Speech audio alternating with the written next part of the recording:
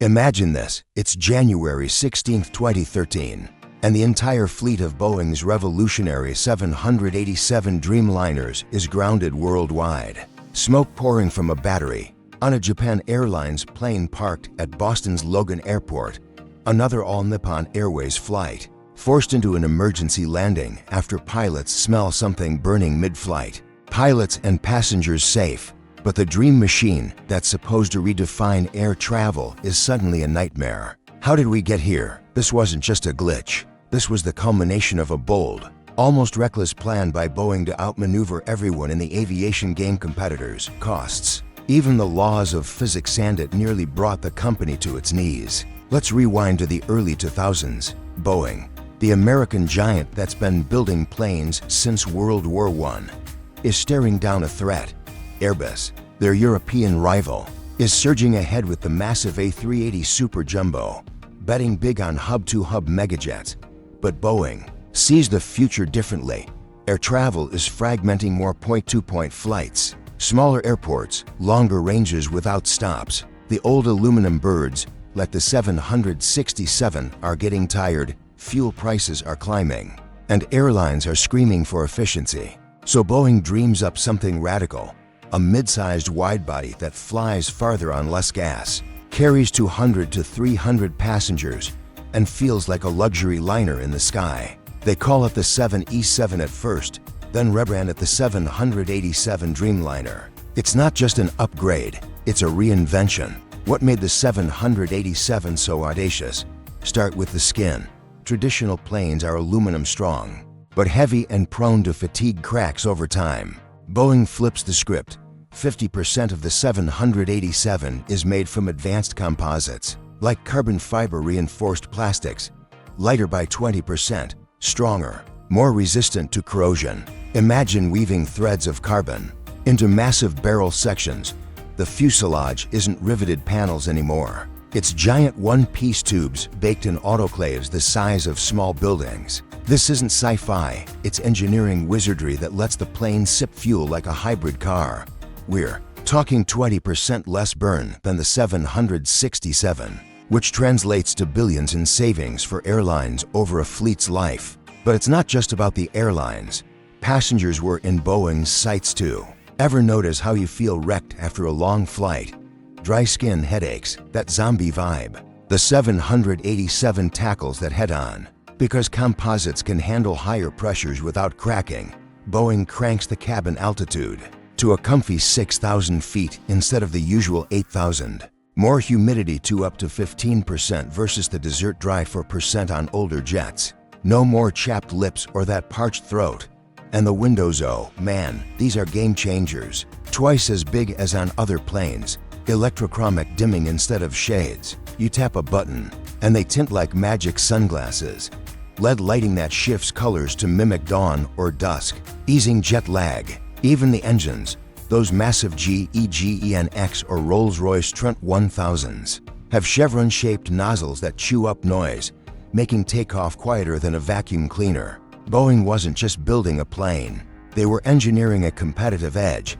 Airbus had the A330 eating into Boeing's market. Efficient and reliable, the 787 was designed to leapfrog it, fly 8,000 miles non-stop, open routes like London to Perth without refueling, connect cities that were off-limits before. Airlines loved the pitch. Lower operating costs, happier passengers, new revenue streams, orders poured in before the first prototype even rolled out. Over 500 commitments by launch. It was a masterstroke, outsmarting the market by promising what no one else could deliver yet. Here's where it gets clever and risky. Boeing didn't want to foot the entire bill for this moonshot. Developing a new plane costs billions, and after the dot-com bust and 9/11s, cash was tight. So they hatched a plan to outsource like never before. Not just parts, whole sections. Wings from Japan, fuselage from Italy and the US, tail from South Korea, landing gear from France.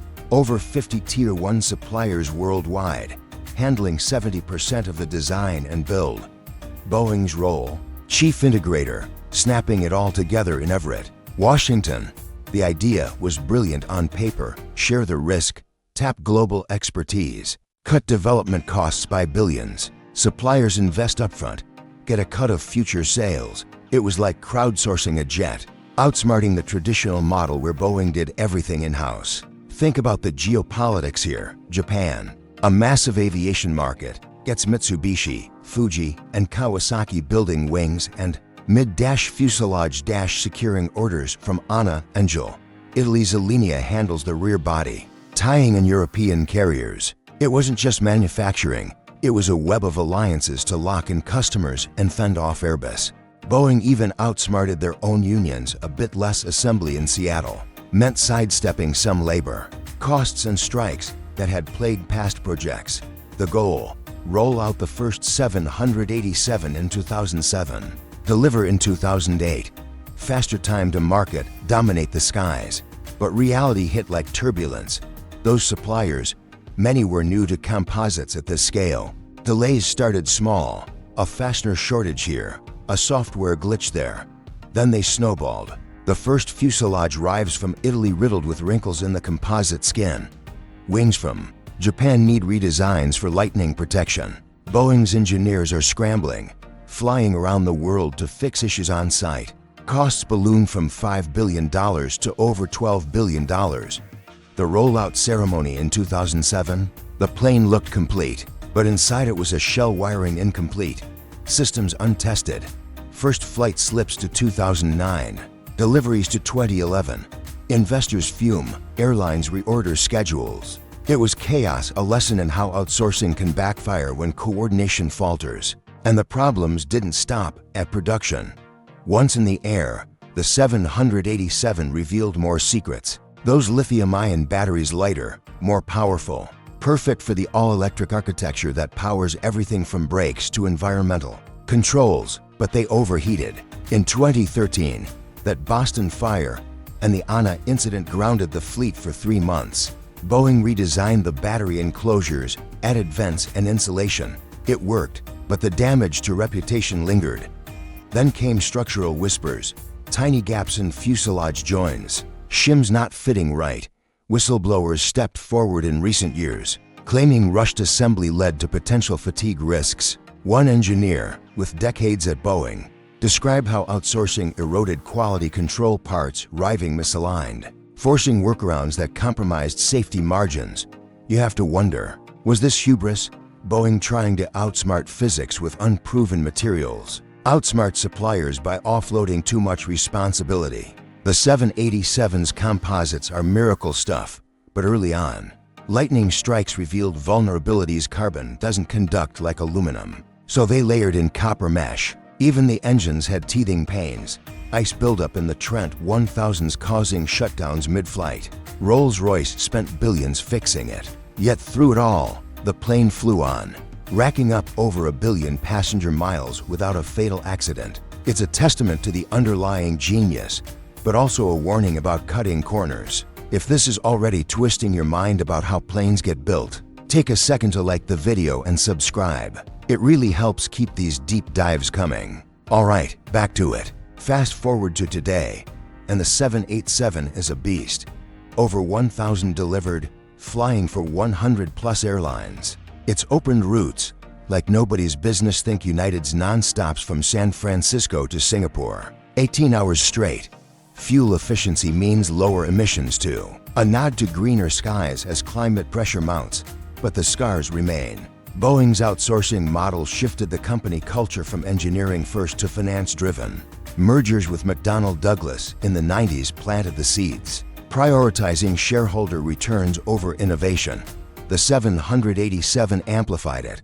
To recoup overruns, they pushed production rates, sometimes at quality's expense. Recent FAA audits found manufacturing lapses, halting deliveries in 2021 for inspections. It's like the plane that was meant to soar became a millstone.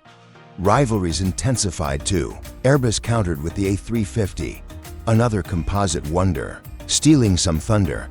But the 787's head start paid off. It's outsold the A350 in many segments, proving Boeing's bet on midsize long haul was spot on. Yet Airbus learned from Boeing's stumbles, keeping more in-house. It's a chess game at 30,000 feet. Boeing outsmarts with bold tech, Airbus with steady execution. Hidden decisions echo, like Boeing's choice to base the 787 in non-union South Carolina for the 10 variant, dodging Seattle strikes, but sparking labor battles.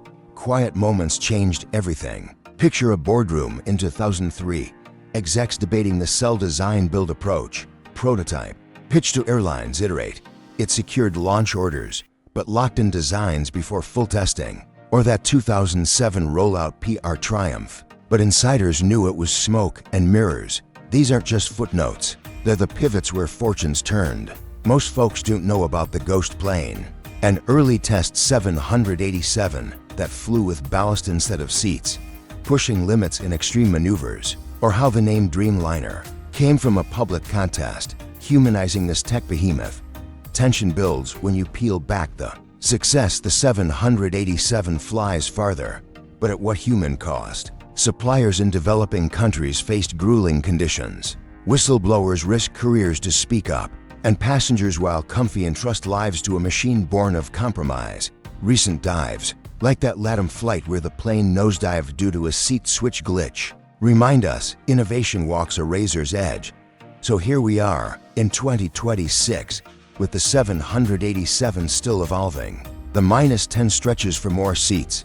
The family adapts to cargo amid e-commerce booms. But Boeing's woes persist. MAX crises amplified 787 doubts.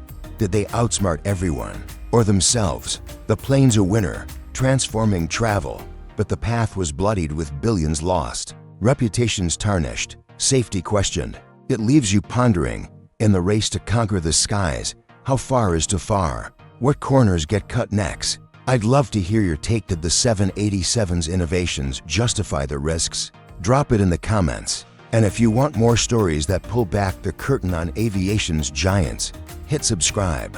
The next one's going deeper into the rivalries that shape our world up there. Thanks for watching.